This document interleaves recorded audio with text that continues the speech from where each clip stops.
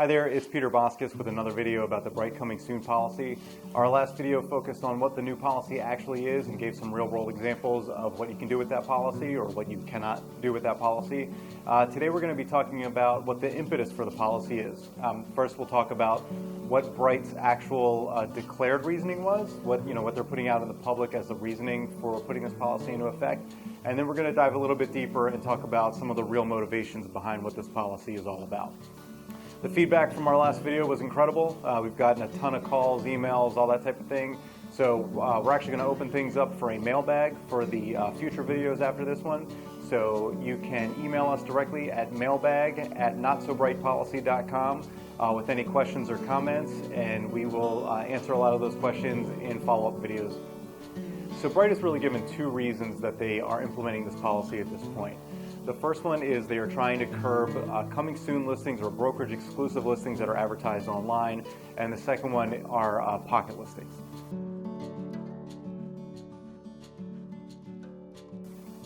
The first of these, which are coming soon or exclusive brokerage listings online, are really becoming a big problem for the industry. And if you work with buyers at any level, you've probably had a situation fairly recently where you've met with a client.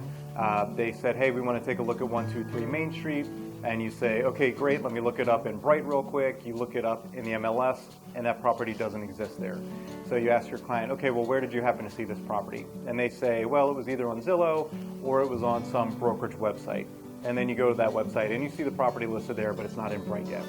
So obviously there's two big issues with that. The first of all, from a real estate professional standpoint, is that you kind of look like you don't know what the hell you're talking about, right? Because at this point the consumer has access to listings that you as an agent don't have unless you're setting up an auto search for your clients on every single brokerage website, including Zillow and Realtor.com and Trulia, all those different websites. So at this point, the leverage of the data is actually on the buyer side because the buyer is more aware of listings than you as the agent are.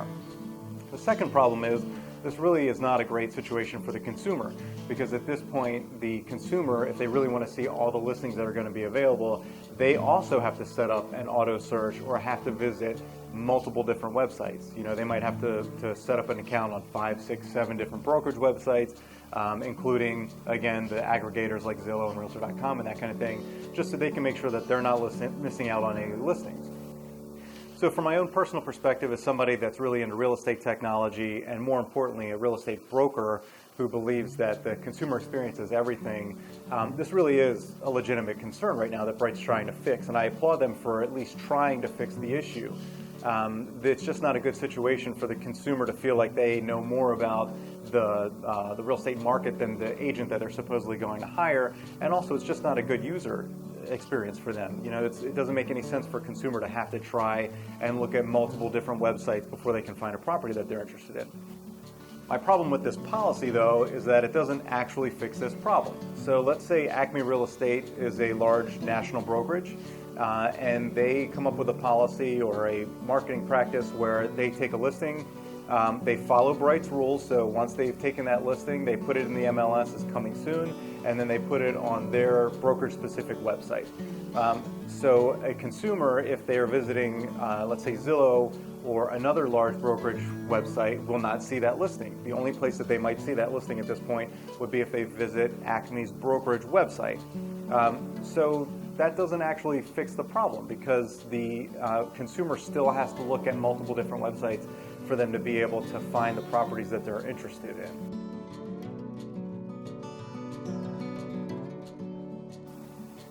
The second thing that Bright is trying to stop with this policy would be pocket listings. And for purposes of this discussion, they seem to be more concerned with real estate agents that are listing properties and not cooperating with other real estate agents because they're trying to double-end deals and essentially get both the buyer side and seller side for transactions.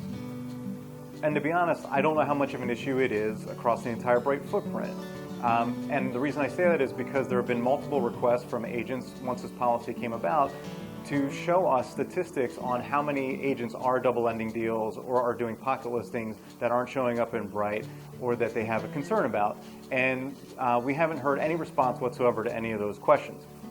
So there really is no way to know how much of an impact these pocket listings are having on Bright itself and on the real estate industry. So we've established the two main reasons that Bright has claimed that they're instituting this policy. Now let's talk about the real reason.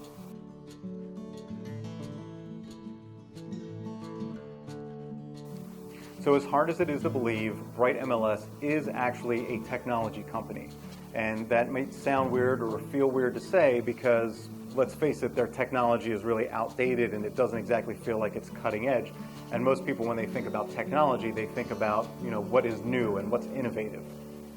But realistically, Bright MLS is a technology company in that they're serving a platform for real estate agents to aggregate data, and then they're serving that data to other websites.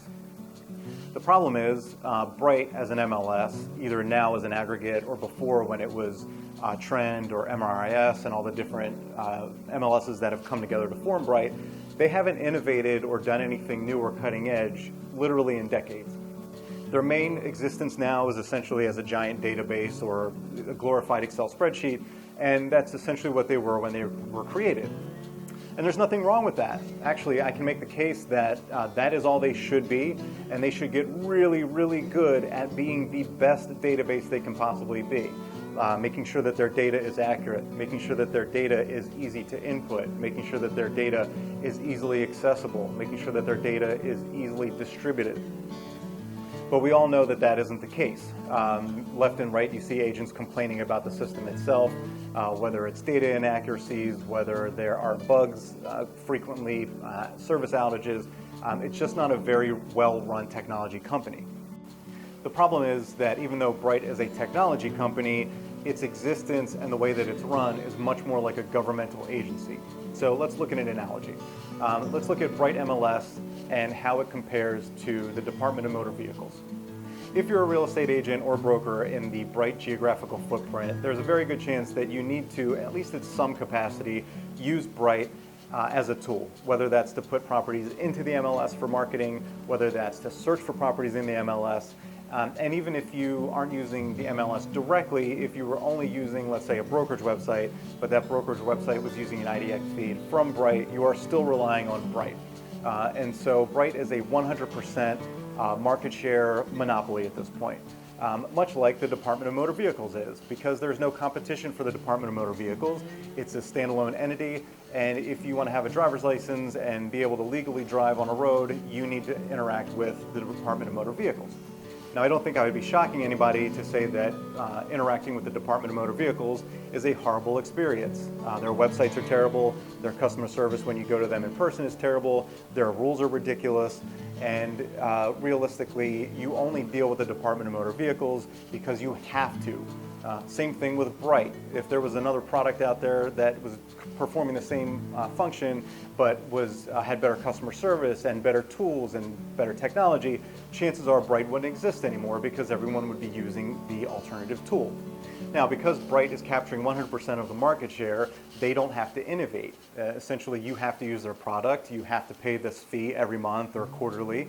And so from their perspective, why bother making the product any better? Because where else are you going to go? So much like the Department of Motor Vehicles that doesn't need to innovate at all to keep taking your money, Bright is the same way.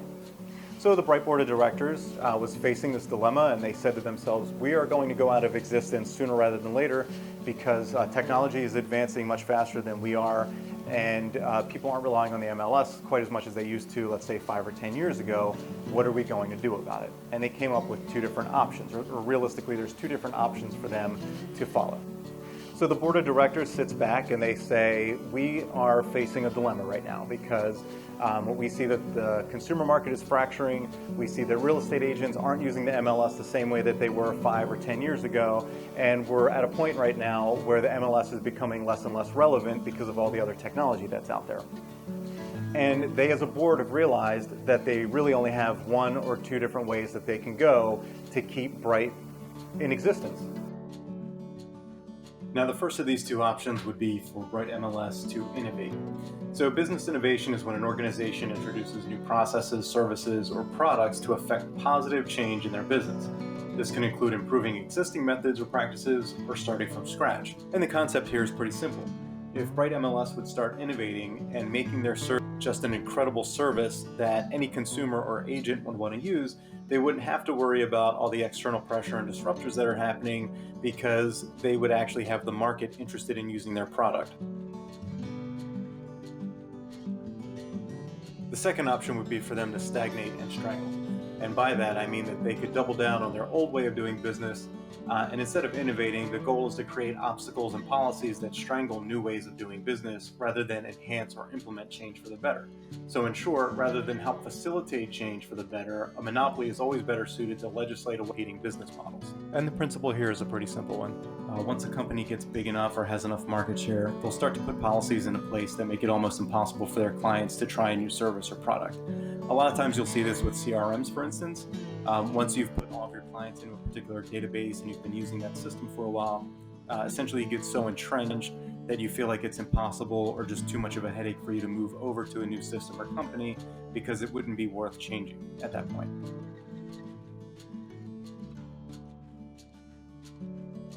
And so with those two options, which one did Bright MLS choose? Well, the real reason for the Bright MLS coming soon policy change is that they chose option number 2. And it's pretty simple. Bright MLS knows they're not innovating, and they're being passed by at a tremendous pace by outside technology companies and industry disruptors. So they know they can't compete with these other companies, and they're trying a last-ditch effort to hold back the innovation taking place all around them. Now, the more obvious way to know that this is the case is that Bright has told us that. Earlier this year, Bright was doing an apology tour where they were going from association to association and having small masterminds or group meetings with various agents and brokers, and they specifically have said that they're not looking to innovate at this point. In fact, I had a conversation directly with the CTO of the company and asked them point blank, at this point, is the company's focus on fixing a broken product? Are you looking to innovate or some type of combination? And he flat out told me that they are looking to fix a broken product exclusively, and that innovation is not on their roadmap. Let me get this straight. We're behind the rest of our class, and we're going to catch up to them by going slower than they are? Cuckoo! Cuckoo! Cuckoo! Stop it! And so if Bright is willing to tell us publicly that they're not looking to innovate their product, and they're afraid of going out of business because of all the innovation that's going on around them, their only option left is to make things so restrictive that you have to use their product, much like you have to go to the DMV. So far we've talked about what the new policy is and the reasoning behind it, both with spin and without. In our next video, we're really going to get into the dirt of this thing and start talking about all the unintended consequences that this policy is going to bring up, and how this is really going to be a huge problem for Bright, and as a result, the subscribers of Bright. So I hope you check that one out, and like I mentioned, feel free to send us questions or comments to mailbag@notsobrightpolicy.com, and we will get back in touch.